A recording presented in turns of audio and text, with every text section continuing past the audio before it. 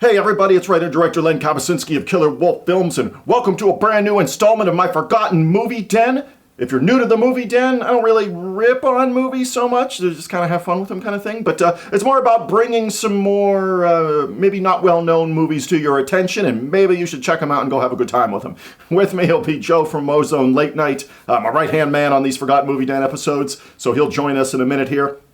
First order of business. Hopefully you're watching on my Patreon campaign. It is the best way to support my works, past, present, future. Future being demoniac, present being pact of vengeance, past being everything else, whatever, 15, 16 movies, whatever it's been. So all my films are on Patreon, patreon.com/killerwolffilms. I just put up a new service, a new perk, if you will, a Discord chat room for the $5 Patreon members. You'll see me in and out of there talking about films or, you know, what I'm watching or all those kinds of stuff. General grab bag for all my fans. Jump on there, $5 level, Discord chat room. Jump on it and have fun with us on there. So it's really talking about anything in general to movies, you name it.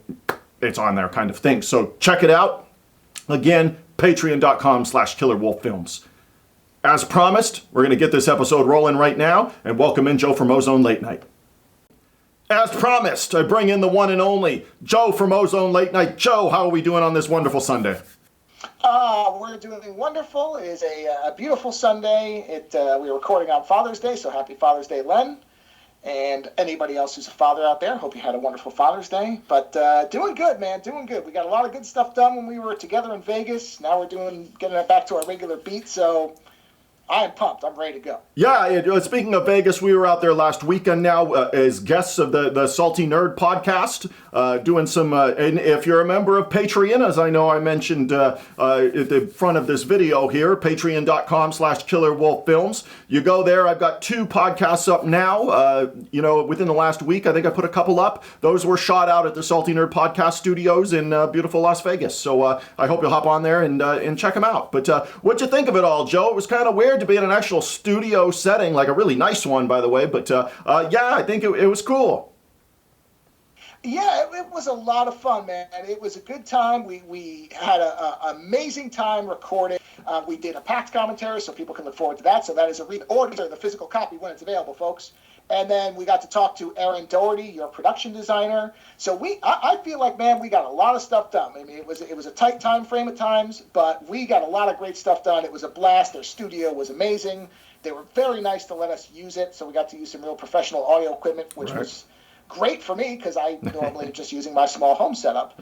So I had a great time, man. I have no complaints. It was a wonderful weekend. Got a lot of stuff done. I agree, but speaking of wonderful weekend here, we mentioned we're filming on Father's Day here. What a way to wrap it up then with a Godfrey Ho picture. If you're not familiar with Godfrey Ho, shame on you. What are you doing watching the Forgotten Movie Den if you don't know who Godfrey Ho is? But we'll get into his career, which is, I think Joe would agree, we could say it's fairly prolific when it comes to B cinema or C cinema, even at that. He is the master at shooting one movie and making 10 out of them, kind of thing. But tonight, we're talking about 1993's classic. And I put classic in all capital letters when I mention this movie. It is the 1993 classic. And I put classic in all capital letters when I say that. It is the 1993 Godfrey Ho, I'll go as far as to say, but masterpiece, or really, really close. Undefeatable, starring Cynthia Rothrock. Joe, when we talk about Undefeatable, what did we watch? Well, as you said, Godfrey Ho is known for putting multiple movies into one film, and Undefeatable is pretty much 2 different movies that Godfrey Ho smashed together. He took a classic Death Wish type of formula where a person is wronged and goes on the hunt for the person that killed her sister, and then she goes and starts fighting gangs that feel like they are right out of the Warriors, except with way more kung fu. So Cynthia Rothrock, who you and I both revere for good reason, Christy Jones, I believe is the character's name, on a path of vengeance that sees her going through multiple different themed gangs as she works her way up to Stingray with her cop sort of boyfriend, father figure, not sure, because this one has got it all. Yeah, this is maybe Godfrey Ho's, like I mentioned previously, his masterpiece. And I know we had talked about Godfrey Ho in, I believe, our TV tournament there. I think Devil's Dynamite we had done. I believe that's a Ho picture. Yeah, this one feels like two different films, and apparently it was, Joe. And we'll get into this right off the bat. I want to say it was called Bloody Mary Killer or something of that nature. That makes sense. Yeah. Well, anyways, it was Robin, I want to say Shao, I think is how you say his last name. Robin Shao from Mortal Kombat, Mortal Kombat 1995's Mortal Kombat. Apparently, the second story involves Robin Shao as a detective or something like that. Anyways, I had heard that on the newly released 4K Undefeatable from, I want to say Vinegar Syndrome. I'm pretty sure it's Vinegar Syndrome. Anyways, you get the Bloody Mary Killer cut of the film when you purchase the 4K Ultra HD Blu-ray there from Vinegar Syndrome. So I'm waiting to get that in the mail, kind of thing, Joe. Yeah, I am too. We have talked offline about a fact that we are jonesing for our Vinegar Syndrome stuff to arrive, and I ordered this day one of release. I went, oh yeah, I don't care if it has nothing on it except a pristine copy of this film. I am buying it no matter what, and I didn't even look at the extras, so that's even better because I was going to watch it no matter what. And now it's like, come on, I love you guys, but you got to get me my stuff. I'm waiting for it. Yeah, and it's the same with me. I had ordered, we'll get to this on another episode, I'm pretty certain, but I had ordered the new Blu-ray for Justice Ninja Style. But I've yet to get that in the mail. I ordered it a couple weeks ago. Shipping's not the best. I'm not going to badmouth anybody, but shipping, not so swift with Vinegar Syndrome. But yeah, Undefeatable, the 4K, I can't wait to get that. Who knows when I'll get it? Hopefully this summer. But I can't wait to watch the Bloody Mary Killer version of this film, Joe. Oh, yeah, me too. This is something where I was not aware that there was that second version of it, but it makes complete sense. I mean, this really does feel like it is two different movies that amazingly work fairly well together, but there does feel like there are two different types of films in here. Probably the best synthesis that Godfrey Ho ever did. Your point about it being a masterpiece, I totally agree. Yeah. But it definitely has that vibe where you're sitting there going, okay, because I'll watch anything Cynthia Rothrock does. She can kick a phone book and I'm watching, so that's fine. But I will be interested to see what the other version is like, and maybe it will be different enough that we'll be doing another show on that. We'll see. Yeah, and Godfrey Ho at this point, and we'll get to Cynthia Rothrock in a few minutes here, but Godfrey Ho at this point had directed, he already went through his phase where Richard Harrison is in like 90 pictures for him. He was probably on set for a week, but he cut 90 movies with Richard Harrison in them, with his ninja headband that says ninja on it. You know what I mean? Ninja Terminator, maybe. I could see people saying that is maybe Godfrey Ho's masterpiece and his best work. I'll go Ninja Terminator or Undefeatable here. I probably like Undefeatable a little bit better. I think it flows better. I think there's zany, funnier things happening in Undefeatable. Obviously, Cynthia Rothrock, sells it home there at the end. But he had done that whole thing in the 80s where he did tons and tons and tons of ninja movies and Robo Vampire. And, all those things were already in the books before he did Undefeatable, Joe.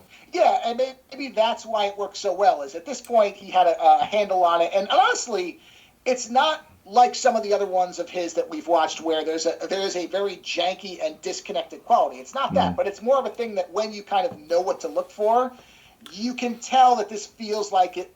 I would have even believed that maybe the script had been changed, that they had a different person in mind for Cynthia Rothrock's, because the fighting really picks up after the death of the sister. It's there in the beginning, you see it, but it ramps way up, and the gangs ramp way up. So it just has a completely different feel in the second half. That's not saying that the first half is bad, but there is definitely a shift. And so it does feel like he's really got that handle down, because it's not something that takes you out of the movie. It's just something that if you know what to look for, you'll notice it. Yeah, I totally could see the first Rothrock fight, them going back and shooting that after large chunks of the movie were already, were already in the books kind of thing. I could totally see that.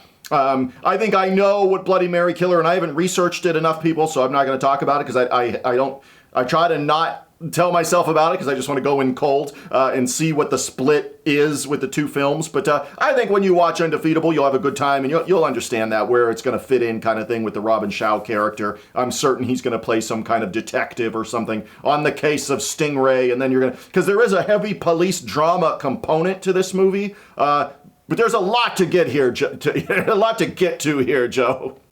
Oh yeah, I mean, this is a movie where there's yeah. Let's start right with Stingray himself. Yeah. I mean, he's the masterpiece. Bizarre. I mean, yeah.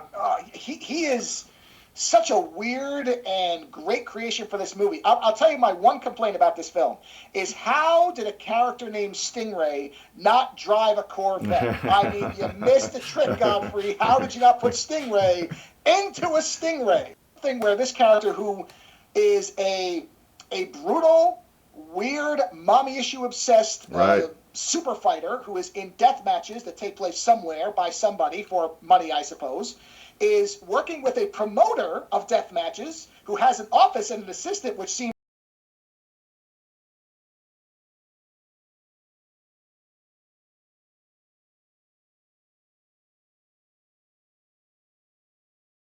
really, which feels like a really Godfrey Ho read on what bad parenting can do in terms of trauma to a child. But for a movie like this, it's fine. You let it go. This is definitely the kind of, let's not delve too deeply into the reality of childhood trauma. Let's just use it as a way to make eyes. Riveting. He's great. I love everything about it. Yeah.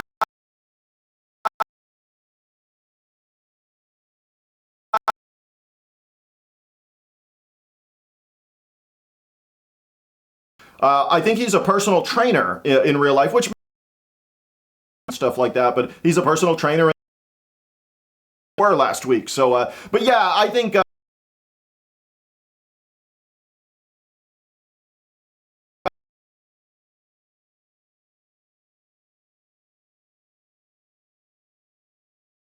the film,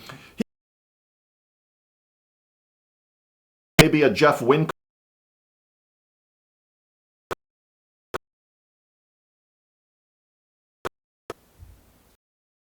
I gotta.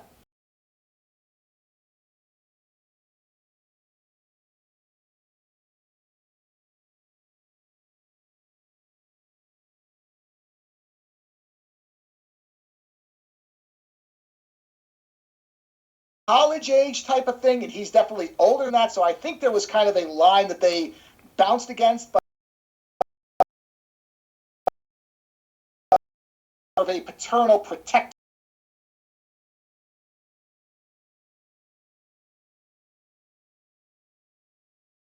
But they definitely seem to have set.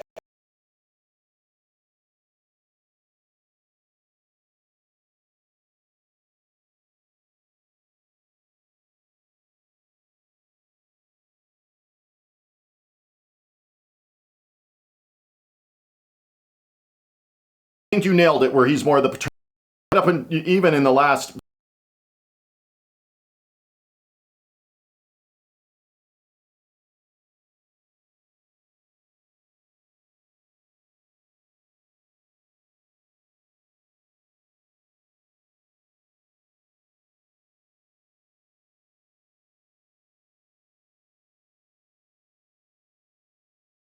Two, undefeated.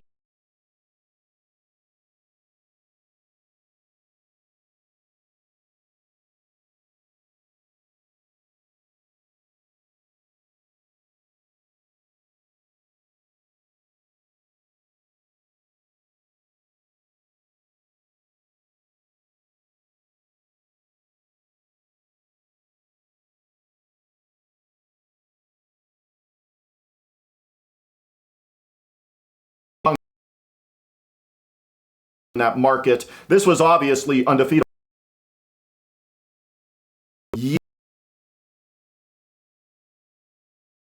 Kind of thing, but this is clearly a Hong Kong picture. At this point, we mentioned those, but she's already done pictures for like MGM. She had already done Martial Law 1 and 2 at this point. She had already done Rage and Honor with Richard Norton and Brian Thompson.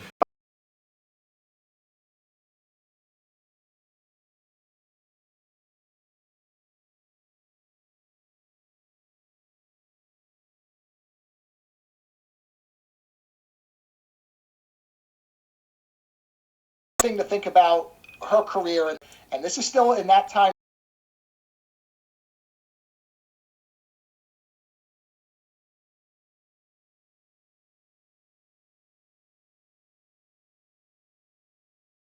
The Replacement Killer, his big movie, had a perfect action star, and Replacement is a fun film. I love it. Most people in the United States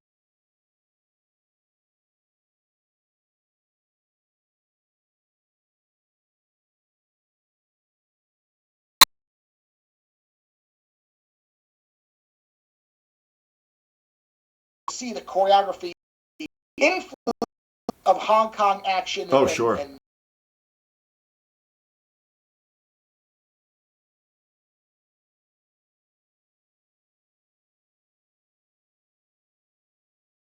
female action stars. It was still Arnold and Sly and that type of Jean-Claude Van.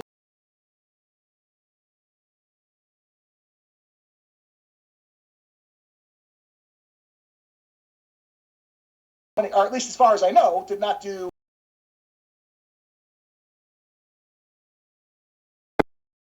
After Undefeatable,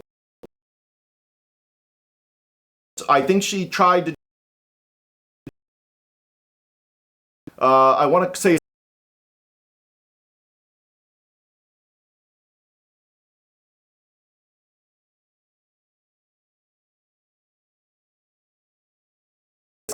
It is between like 87, 88.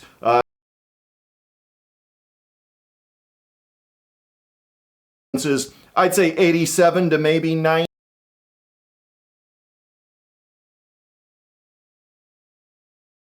Most direct-to-video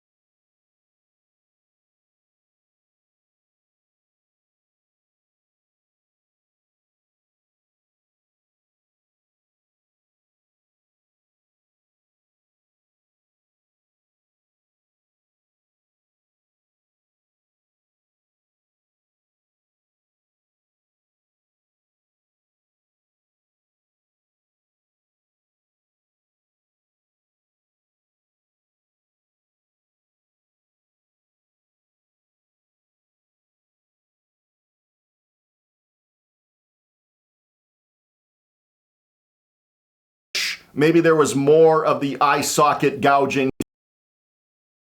See her sister, right? See the one guy, you see Yeah. him do the thing to her.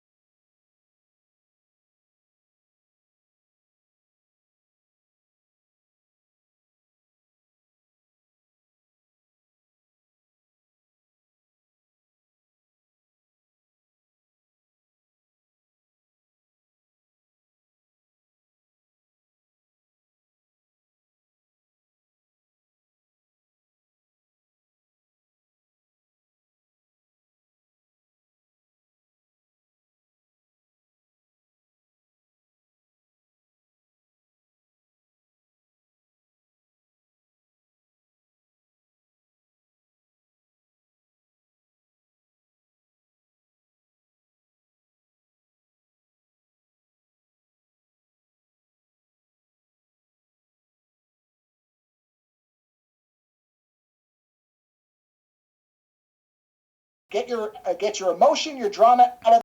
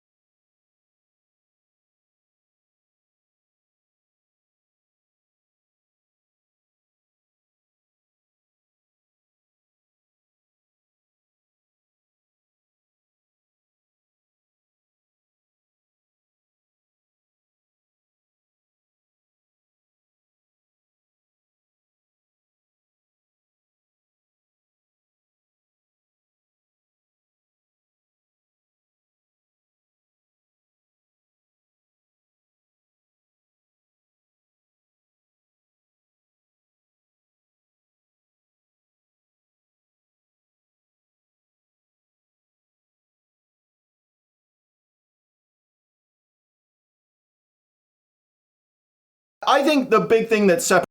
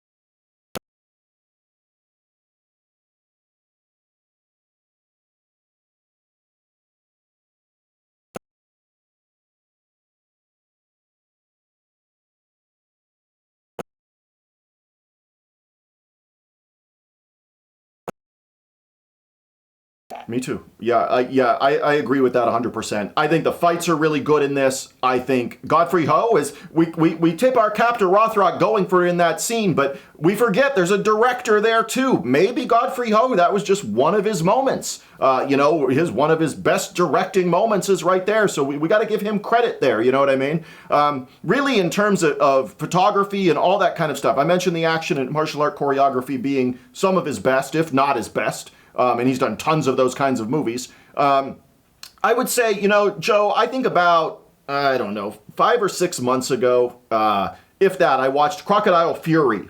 Obviously what it sounds like, a crocodile picture that Godfrey Ho did. And it's a crazy film. It's crazy. But some of it in it, the special effects, and thought, oh my God, Godfrey Ho's doing a special effects driven picture. And I thought, this is pretty good for what it is. And then it goes off the rails mentally a little bit kind of thing, like you would expect a Godfrey Ho picture to go. But, it's not cut from Ninja Terminator.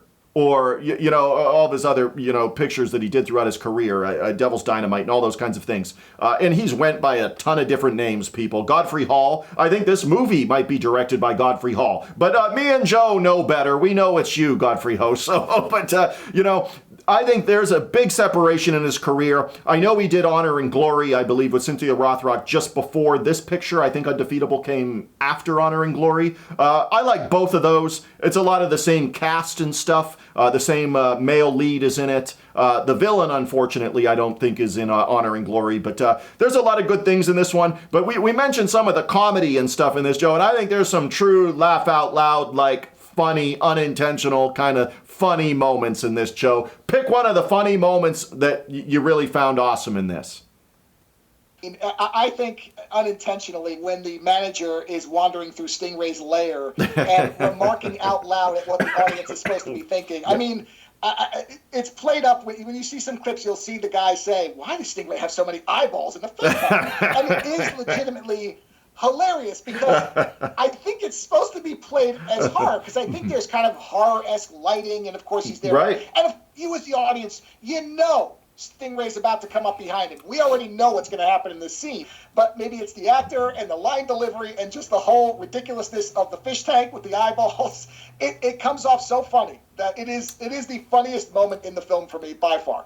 I'm going to go with the very last scene of the picture, Joe. We are at the grave site of Cynthia Rothrock's sister in the film, who was murdered near the first act of the film there. And her gang, I want to call them the Black Roses, but they're not. They're called something else. But the gang that she belongs to, there's like 4 of them, or 5 of them max. They're all gathered around the grave of her sister, and our cop paternal figure is there as well, and everybody's going off to college, apparently. They've bankrolled all the gang members to go to college. I mean, I'm cracking up even saying this. But then Cynthia Rothrock's like, well, are you going? And nope, I'm going back to waitressing or whatever. No, you're not. Paternal figure comes in and says, I enrolled you too. You guys start Monday. And it's like, oh, surprise, you're enrolled in college and you're going to start in about 48 hours. So I thought the scene was hysterical to end the film, Joe.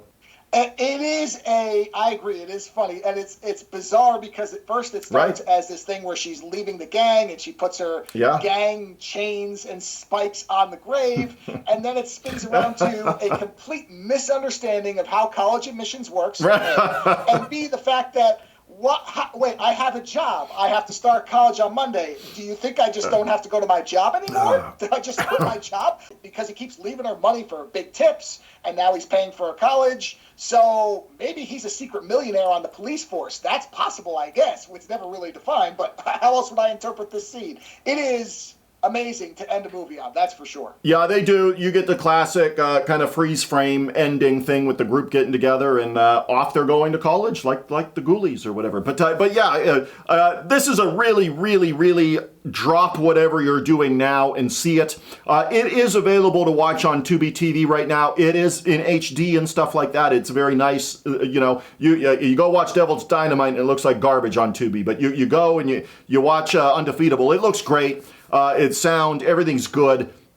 I think it's impossible not to have a good time with this. This film is littered with cliches. When our hero is introduced, Joe, I think you'd agree, this is the time, true, tested, go into the supermarket or convenience store and beat up the bad guy scene to introduce our hero here.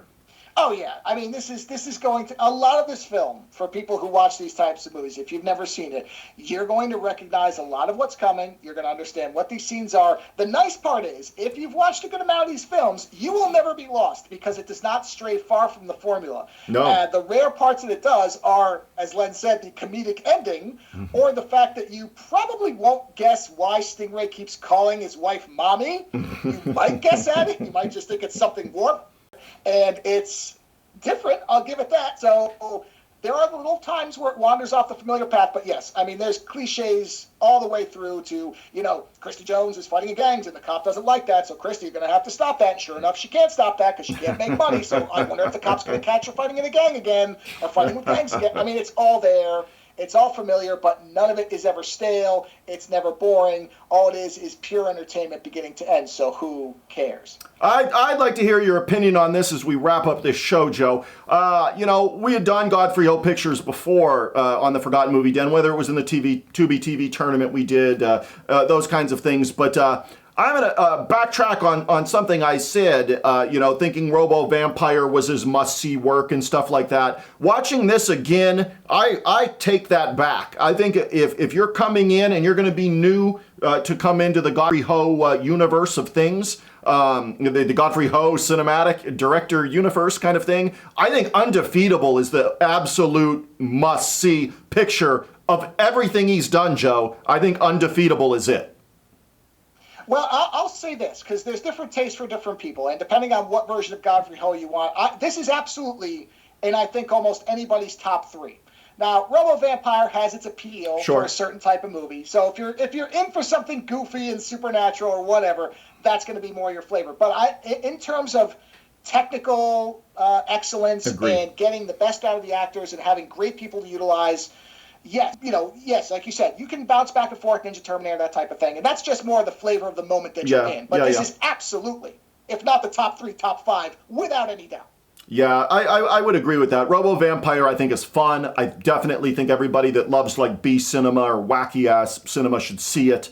Ninja Terminator, of course. And that's coming out right in the craze after, right when American Ninja and the canon stuff is exploding at the time, and Revenge of the Ninjas, just happened, those kinds of things. Ninja Terminator, I think, is funny and it's important. But I think there's just Undefeatable, it's a different level. It looks like there's a budget. It looks like somebody's really directing the photography. It looks like Godfrey Ho might even be directing actors in Undefeatable. So I'm going to say Undefeatable, you're right. It depends what flavor is for everybody. But if you're looking for like a martial art action picture from Godfrey Ho, forget the Ninja Craze stuff where he did 35 pictures. He really probably did 2, but he turned them into 35 pictures. See Undefeatable.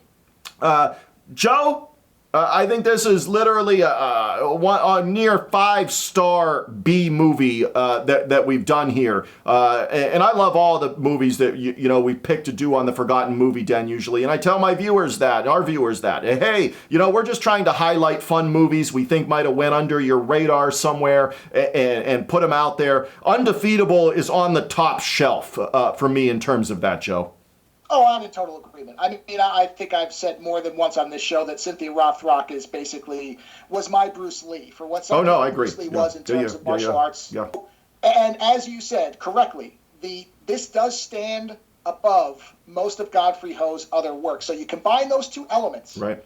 And yes, this is a no hesitation recommendation type of thing. Where if you haven't seen this, and because you can watch it for free, you don't have to pay to watch this. So run to Tubi as fast as you can and load it up. Start it getting in the background spooling before this episode ends so that you can be ready to go, because you will thank us, and you will thank us quickly. Joe, when people want to learn more about Joe from Ozone Late Night, where can they go? Very simple. Just go to ozonenightmare.com and you will see 2 links there, one for my visual art and one for my podcast, and that will take you anywhere you want to go. Very simple. For Joe from Ozone Late Night, I'm Len Kabasinski. As always, support my works best by joining my Patreon, patreon.com/KillerWolfFilms. I hope you check it out. I hope you enjoyed the episode on YouTube or Patreon. Chime in. Tell us what genres you want to see. Tell us what you think me and Joe should be watching if you think we haven't seen it yet. I love getting recommendations back from the fans, so come at us with that stuff, people, and we'll talk to you soon.